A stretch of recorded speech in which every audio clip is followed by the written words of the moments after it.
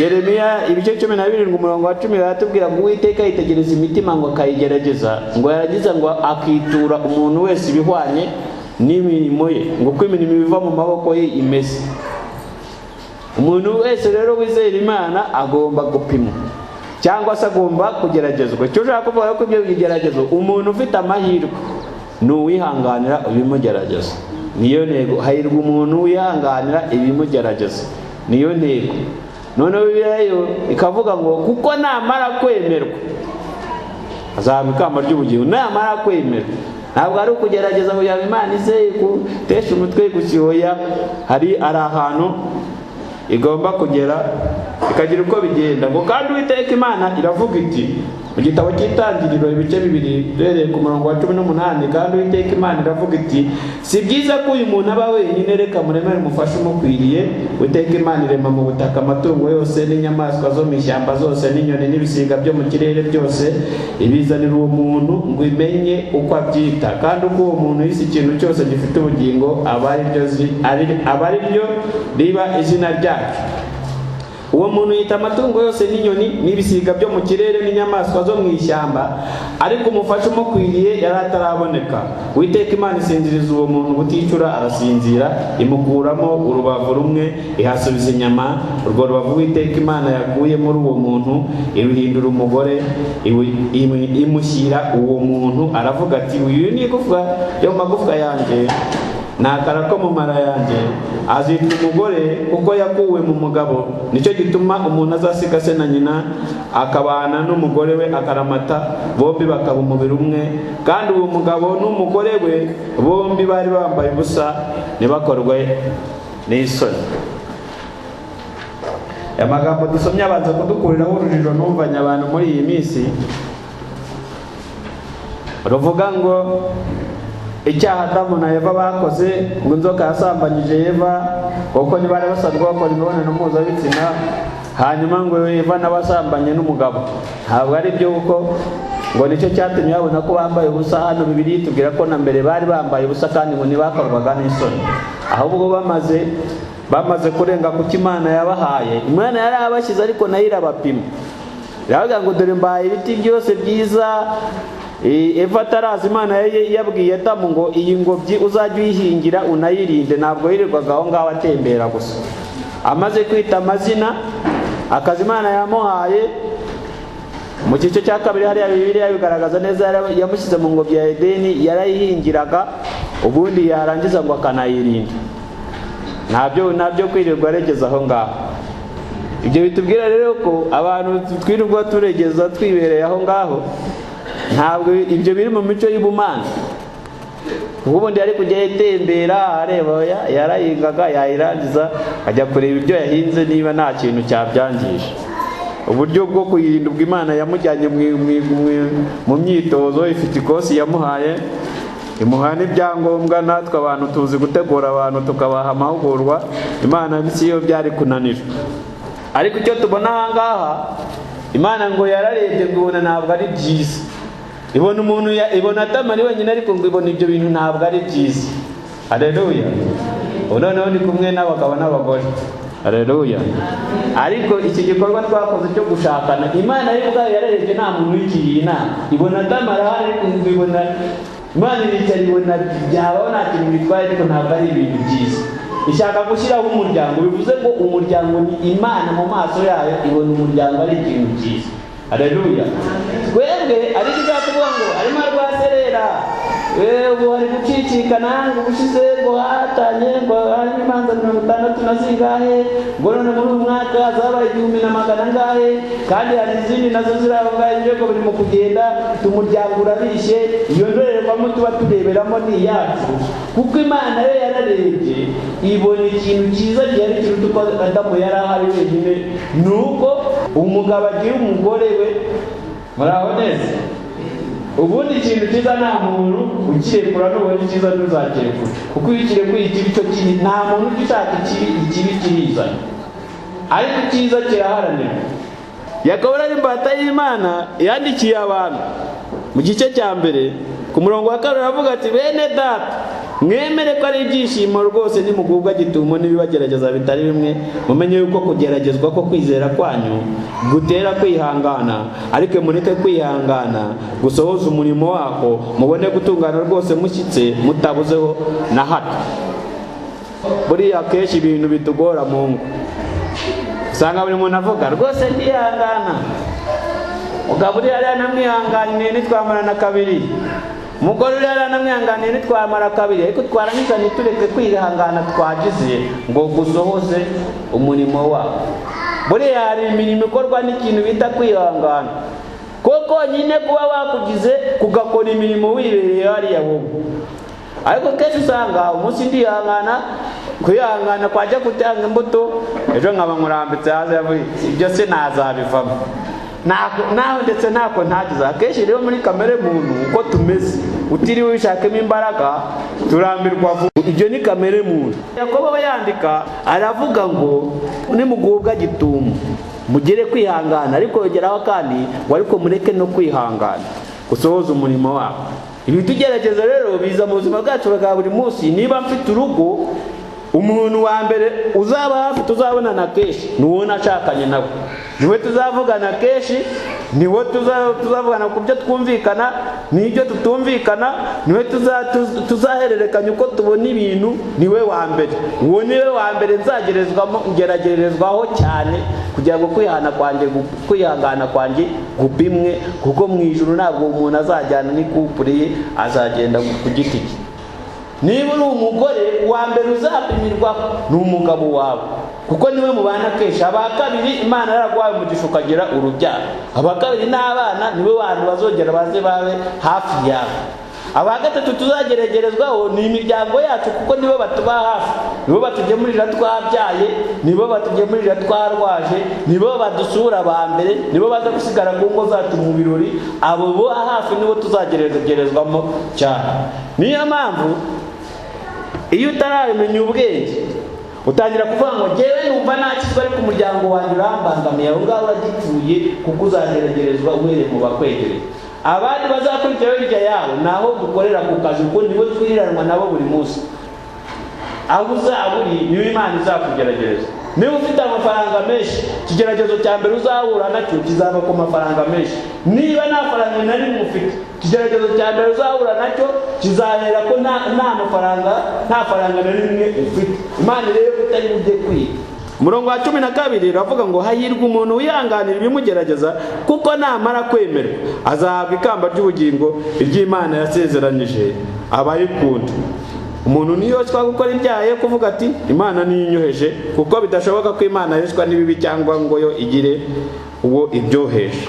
Ahubwo umuntu wese yoshwa yakuruwe n'ibyo ararikiye bimushukashuka. Nuko iryo rari riratwita rikabyara ibyaha nabyo bimaze gukura bikabyara urupfu. Arangiza akurikiza ati ntimukabe bene data. Reka mbabwire, hari ibintu bimwe biri mu gusenya umuryango muri iyi minsi. Ikintu cya mbere ni amagambo ya mbere ari hagati y'abashakanye, njyewe n'amaso y'inyana wanjye cyangwa wawe twenyine, niba ukimufite. Ariko nawe niba utamufite, n'aba bari hafi aho ngaho, ava ku wundi muntu ukwegereye hafi aho ngaho. Irya mbere, ariko ubundi utekereza ko iyo ntagushaka nari kubura abandi. Umugore aribwira umugabo cyangwa umugabo aribwira umugore. Urugero rwa kabiri, jye rwose ntukinezeza. Ubwo buri muntu ajya mu bye bitewe n'utwo bamenyerezanyije, niba uzoka, niba ari ibindi, niba ari ibyo uko babanye. Ntukinezeza, unezezwa nande? Ahita ashyiraho akabazo.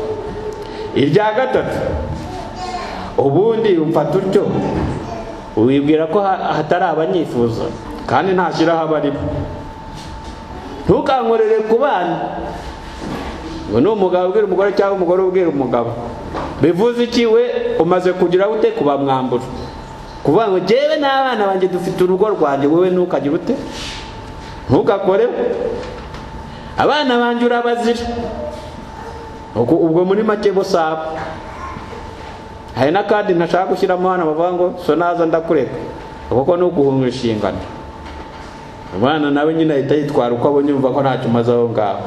Nzaguta nigendere, kuba naranagushatse ngewe ndanabyicuza. Iyo nkurebye ibyo urimo ngewe no kuba naranagushatse ndabyicuza. Aya magambo umwe mu bashakanye yabwira undi, umuryango urasenyuka. Kandi umugabo n'umugore, ani ni amagambo yo hanze. Reka sha ntukivugishwe utyo, uri mwiza nta muntu utakwifuza kukugira. Umugabo nkawe, ubwo se umugore nkawe ninde utakwifuza? Abo ni abandi batari bawe mutashakanye. Uwo mwashakanye rwose ukuntu agufata ntabwo bikwiriye uko uteye, agufata nabi. Ubundi jyewe ndi nawe sinanakwemerera uburyo amfata, gusa agufata kuri we ukemera yitwaje iki? Niwe mugore mwiza mu quartier muri uyu mujyi, ubwo se ni gute? Ibyo bibaho se? Agataho ushishemo akantu mbabaze ngo urushanye nawe umwana imbabazi abashaka kumurya. Ariko cyajya uca kenge, ariko ubundi ntukaba umuturage. Ngo n'abantu batazi gufata nawe umutungo w'urugo, ubwo wicaye nta mafaranga nkaya nayo ufite, buri wese bamubwira bitewe n'ayo afite. Uwarira muri miliyoni bamubwira muri miliyoni, ufite mu magana bamubwira mu magana, ufite muri 50 ni 50. Juca kenge ntukaba umuturage, mugabo n'umwana wundi. Uriya mugore ashaka gutayigendere, ubundi kikwemeza ko bari abana afite ari abawe niki? Jibu umugabo sha ntukahore mu ntobo rimwe nk'igipesu, ntukabe ikigwari, ntukanadusebye. Umuntu nkawe batunga umugore umwe ati niyo mpamvu akwirata. Aya magambo yose rero ajyana n'ibikorwa. Igikorwa cya mbere kiri na cyiza, kiri mu cyerekezo cy'Imana. Imana irema Adamu na Eva nigeze imubwira ngo hazagira igihe umwe mushyira ukunduka. Yashinze umuryango w'ushinze. Igikorwa cya mbere ni ukwirinda ayo magambo ko tuyavuga twebwe tuyabwira. Icya kabiri ni ukwirinda ko yaha agaciro igihe atavuye muri twebwe avuye hanze. Igikurikiyeho ni ukwirinda kugirira icyizere abantu bo hanze kuruta uwo mwashakanye. Hari abantu hano ubu ngubu bibaye ngombwa ngo dusase inzobe, atajya yizera na rimwe inama igitekerezo ageranyeho n'uwo bashakanye, buri gihe aruhuka abigejeje hanze babusanya n'ibyo bashakanye akaba ari byo akora. Ntabwo muzagirana amahoro mwicara mukamara isaha y'iminota 30 icyemezo mugize akabonuzanya ikindi, kandi byanze bikunze arashyira akamenya ko hari abagushyigikiye bandi. Ahita atangira kubona ko nuri umugabo we nyine cyangwa nuri umugore we, kuko ruwe ibyo utabashije kumwumvisha muri kumwe se nuko bitafatikaga. No kwirinda ibintu twihaye byo kuba busy, abantu nibaganire ku bibazo bibareba, tukagira umwanya wo kuganira, bizadufasha. Kubera ko akenshi kuri iki kijyanye no kwihangana, uzasanga twihanganira abantu banze kuruta abo twashakanye. Mu kazi ukitwararika bagakurenganya ukihangana, bakagira bate kuko kubikurikiye inyungu y'akazi. Ariko akenshi usanga imiryango twashinze tuyikunze tunayisengera. Bamwe mwanatumye abantu birirwa ubusa ngo basengere ubukwe, hanyuma twe tukubika imiryango itatureba, tukihangana mu buzima busanzwe, ariko twagera iwacu nitwihangana. Ugasanga twihanganira ibyo hanze y'imiryango, ariko mu miryango kwihangana tukabyibagirwa. Ubundi tukanibagirwa yuko urugo cyangwa umuryango ari umushinga w'igihe kirekire twashinze, kandi umushinga ugomba kwitabwaho nk'indi mishinga yose ikasikase. Mu muryango rero turahagera tukibwira ko ari ikintu kirara kirambitse n'igipiri cy'imodoka yashaje tujugunya hari. Ibyo bintu ntabwo byatuma umuryango uramba.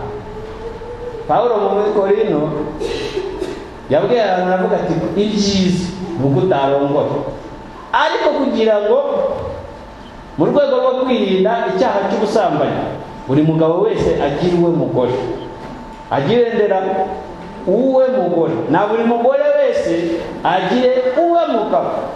Ubu rero buri muntu arashaka kuba umugabo w'abagore bose. Ibyo rero ntabwo bizahira umuryango, kuko umuryango ni umwe. Iyo ibaye myinshi n'uwo kwa Regisi n'uwo kwa runaka, niyo mpamvu muzajya kubona mubona itorero umuntu araza agashima Imana ko yabonye akazi, undi akaza agashima Imana ko yabonye akazi, undi akaza agashima Imana ko yabonye akazi, ariko ukabona nta kijya mbere. Kera tugifite abashomeri benshi, n'ubu ngubu twabonye abafite akazi kenshi, nta kijya mbere. kubera ko nawe ubwe nta muryango afite. Udafite umuryango ntabwo uzagira gahunda. Ntabwo aya maturo aya mabasha ya Noheli bavuga mu muryango mutameze neza, niyo waba ufite ijyamirenge ku bunenyo ntayo uzatanga, kuko niba nutumva agaciro k'iwawe w'umushinga wawe wishingiye, uzatangira uvuga ngo uyu ni umushinga wa musenyeri n'abapasitori. Iyo utarengera uwawe nurengera n'uwabandi. Muri iyi minsi rero imiryango ifite ibigerageza bitandukanye. Kiye gusoza cyambere n'ubuzima busanzwe turimo muri iyi minsi, amategeko atorwa. Umuntu rero utazamenya ko isoko y'umuryango ari Imana, nazamenya no kuwusigasira, kuko ibiri hanze ahangaha ntabwo biri kumufasha kuwubungabunga, ahubwo biramwereka ko kuwusenya ari ibintu byoroshye. Ariko ibihugu nabyo biri kubifatamo ingamba, mu minsi iza nyine bizabireba. Abo bana batagira umuryango, batazi agaciro k'impuhwe n'urukundo, buzuye aho ngaho, base na banyina batanu uko bashaka, bakavuga bati ariko mama uraduta, papa uraduta, ugahita ureba ko babyaye nta kimaze, bahita babona ko isi itabakunda. Uribwira ko iyo leta yo mu gihe cyabo bazabashobora, kuko ubundi iyo utaye isoko, ikintu cyose iyo gitaye isoko gihura n'ibibazo. Ariko biriya tubwira ngo wihangane bigira gute imugerageza. Hari n'abantu birirwa bavuga ngo ubundi si ikibazo mbonaho ni iki, ngo hari ikibazo wambonyeho. Please, umugabo warinda kukubonaho ikibazo ko wamushatse umukunda, wowe ukizi wakimubwira. Umugore warinda kukubonaho ikibazo urashaka ko uri ubushakashatsi bw'iki, ko mwashakanye umukunda, icyo ufite wakimubwira. Cyaka bitugerageza ni imibereho dusobaye buri munsi, aho umuntu asabwa gukora uko ashoboye ngo arebe ko yabaho kandi neza. Kuko buri muntu wese yamenye n'utarisazi kubaho neza icyo ari cyo, na leta irabimukangurira cyane cyane mu Rwanda. Ugiye muri Kongo ntabyo wabona, hari n'abicara hano mu Rwanda bakagira ngo yose ku isi biri. Ahantu hambere rero tuzihanganya ni iwacu, umuryango n'ubushobora, n'ibizava hanze ntacyo bizagutwara. Ariko hari umuntu wihanganira imugerageza. Ibitugerageza birahari, tubyumvikane, sibyo? Cyangwa tubacyumvikana mu mbire dufate ikindi cyerekezo. Ariko ibitugerageza birahari mu ngo wacu, na Satani nabo bari aho ngaho. Ariko hari umuntu wihanganira, kuko namara kwemerwa azahabwa ikamba ry'ubugingo.